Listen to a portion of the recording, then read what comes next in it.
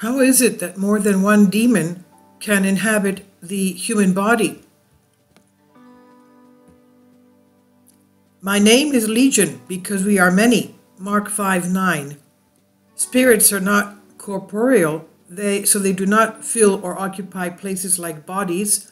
This explains the physical possibility of many spirits staying in one person. The possibility of morality on the part of spirits is clear from their immorality or the absence of any moral principles, and from the human side, from the multilateral contact of his spiritual structure to the gloomy realm of impure forces. But this only explains a possibility. The reality of the possession of demons is subject to conditions that we cannot determine. We can only say that the infestation of spirits is not always visible. It is not always revealed by the known actions of the possessed. There is an infiltration of spirits that is undetectable and hidden.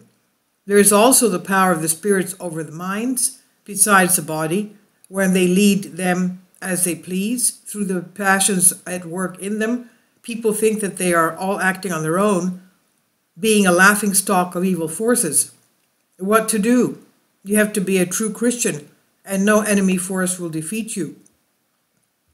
Being a theologian means first and foremost that someone is an expert in the wiles of the devil. This is from the presbyter John Romanidis, and this I'll leave a link below for you on Demonology.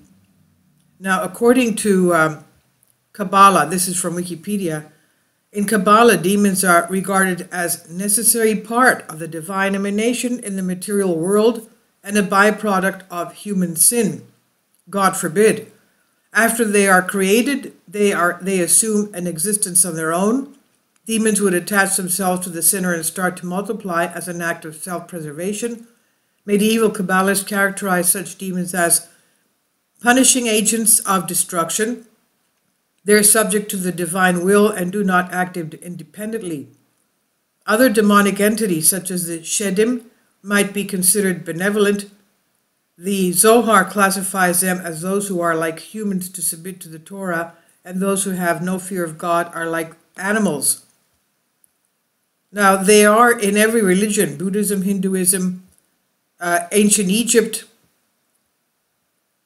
Now, the demon is a malevolent, supernatural entity. Historically, belief in demons or stories about demons occurs in religion, occultism, literature, fiction, mythology, folklore, as well as in media such as comics, video games, movies, anime, television series. Belief in demons probably goes back to the Paleolithic age, stemming from humanity's fear of the unknown. In ancient Near Eastern religions and in the Abrahamic religions, including early Judaism and ancient medieval Christian demonology, a demon is considered a harmful spiritual entity, which may cause demonic possession, calling for an exorcism. Large portions of Jewish demonology, a key influence on Christianity and Islam, originated from a later form of Zoroastrianism and was transferred to Judaism during the Persian era. Note that demons may or may not also be considered to be evil minions of the devil. In many traditions, demons are independent operators with different demons causing different types of evil, destruction, natural phenomena, specific diseases, etc. In religions featuring a principal devil, Satan, locked in an eternal struggle with God, demons are often also thought to be subordinates to the principal devil.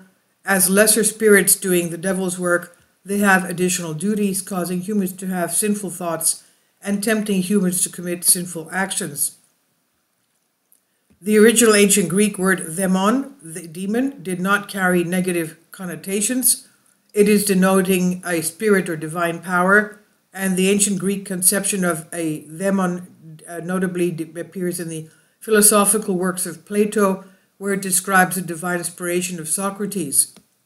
In Christianity, morally ambivalent demon were replaced by demon, forces of evil only striving for corruption. Such demons are not the Greek intermediary spirits, but hostile entities already known in Iranian beliefs. In Western occultism and Renaissance magic, which grew out of the amalgamation of Greco-Roman magic, the Jewish Agada, and Christian demonology, a demon is believed to be a spiritual entity that may be conjured and controlled. Conjured, that is, called up. Evocation, the act of evoking, calling up, or summoning the spirit demon or other supernatural agents in the Western mystery tradition. So beliefs in demons remains important as an important part of many modern religious and occult traditions. Demons are still feared largely due to their alleged power to possess living creatures. That is, the spirit possession is an unusual altered state of consciousness and associated behaviors purportedly caused by the control of the human body by spirits, ghosts, demons, or gods.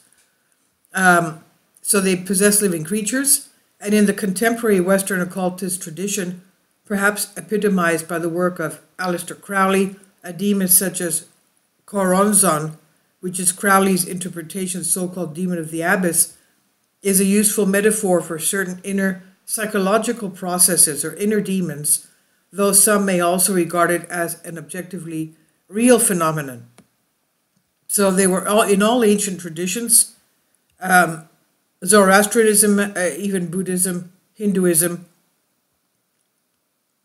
In the Shahnameh, written by the Persian poet Ferdowsi, 977 to 1010 AD, demonic beings called divs are recurring enemies of human civilization and are often black, long-teethed claws as hands, as monstrous but humanoid shape, and despite their physical appearance, many divs are masters of supernatural sorcery, reflecting their former association with the devas.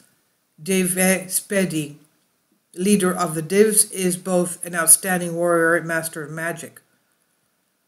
Now, in the Old Testament, in Christianity, the Old Testament, the existence of demons is inherently malicious spirits with Old Testament texts. Though there are evil spirits sent by God, Yahweh, they can hardly be called demons, since they serve and do not oppose the governing deity. The Greek demons, as we said before, associated with demi-divine entities, deities, illness, and fortune-telling.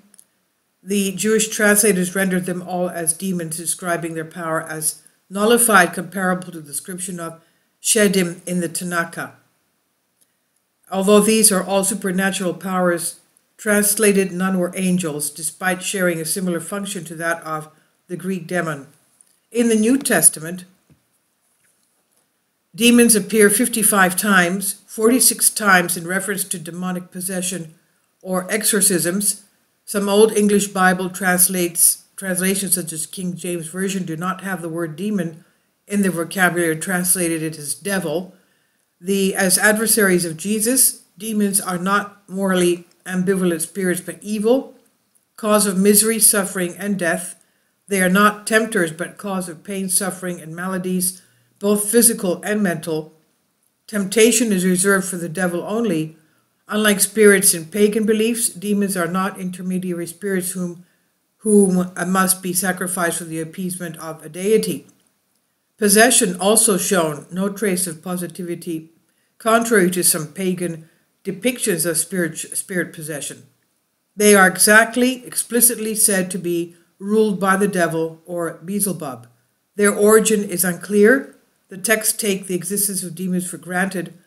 Many early Christians like Irenaeus, Justin Martyr, Clement of Alexandria, and Lactantius assumed demons were ghosts of the Nephilim, known from intertestamental writings. Because references to Satan as the Lord of Demons and evil angels of Satan throughout the New Testament, other scholars identified fallen angels with demons. Demons are as entirely evil entities who have been born evil, may not fit the proposed origin of evil in free will, taught in alternate or opposing theologies. Christian demonology. Since early Christianity, demonology developed from a simple acceptance of demons to a complex study that has grown from the original ideas taken from Jewish demonology and Christian scriptures. Christian demonology is studied in depth with the Roman Catholic Church, although many other Christian churches affirm and discuss the existence of demons. Building upon the few references to demon in the New Testament, especially the poetry of the Book of Revelation, the Christian writers of Apocrypha from the 2nd century onwards created a more complicated tapestry of beliefs about demons, and that was largely independent of Christian scripture.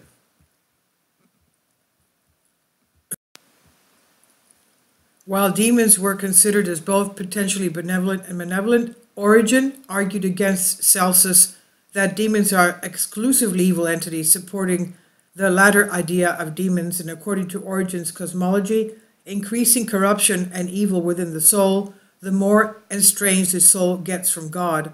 Therefore, Origen opined that the most evil demons are located underground.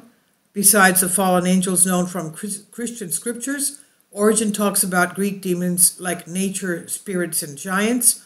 These creatures were thought to inhabit nature or air and nourish from pagan sacrifices roam the earth. However, there is no functional difference between the spirits of the underworld and of the earth, since both have fallen from perfection into the material world. Origen sums them up as fallen angels and thus equal to demons. Many ascetics, like Origen and St Anthony the Great, describe demons as psychological powers tempting to evil, in contrast to benevolent angels advising good.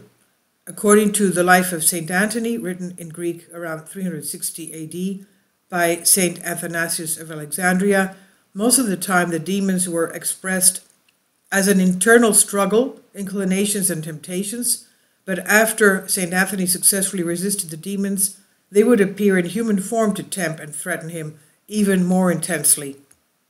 So the battle keeps going on. So we have, I'll leave the link below if you want to read more on this on Wikipedia.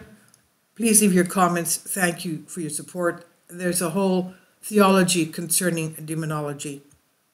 The thing is to resist temptation and to live a life that is without sin. And it is an unseen war, an unseen warfare. Please leave your comments. Thank you for your support. Kindly support my Patreon account. The daily posts are 5 videos daily, and they are totally different from what I have on my YouTube channel. Thank you so much for your support and that you find all my content so interesting. You'll find the Patreon account details in the description box below.